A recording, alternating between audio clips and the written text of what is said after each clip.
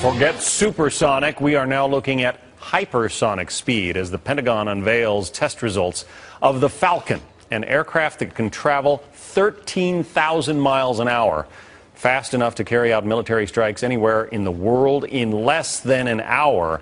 Still in the testing stages, though, and not all of the testing has gone so well. Joining us now, Brian Whedon, Secure World Foundation technical advisor and former Air Force Space Command officer. The tests were carried out some months ago, Brian, but we're just getting our first look at the results. Not entirely a success, but not entirely a failure either, right? No, and I have to emphasize, this is a very difficult problem they're trying to solve. They're trying to develop a vehicle that can travel at immense speeds through the upper atmosphere with high forces and very high heat, and to be able to control that vehicle so that it can hit an intended target thousands of miles away. We're looking at the we're looking at the launch of the missile that then releases this thing, and it basically glides back to Earth with a rocket assist at what, 13,000 miles an hour?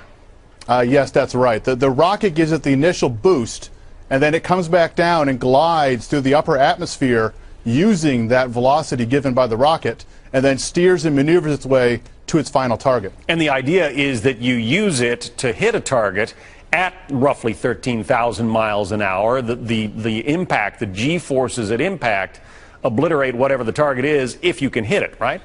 Absolutely, absolutely. The whole goal is to be able to attack what are called either high-value or fleeting targets.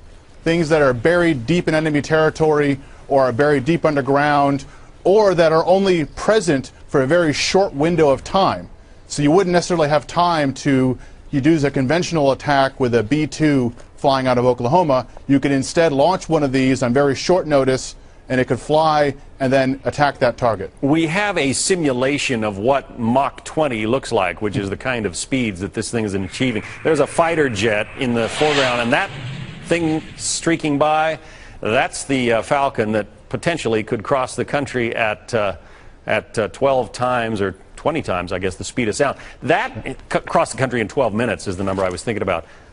And here is actual video of it. This is that little contrail way up in the sky. That's actual video of this thing being tested.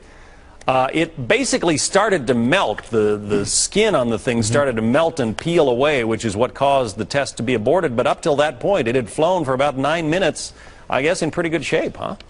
Yeah, absolutely. And that was, the success was that they had a few minutes of controlled hypersonic flight, which is something that really hadn't been done before. It's one thing to just glide. It's another thing to actually be able to control that in a stable manner.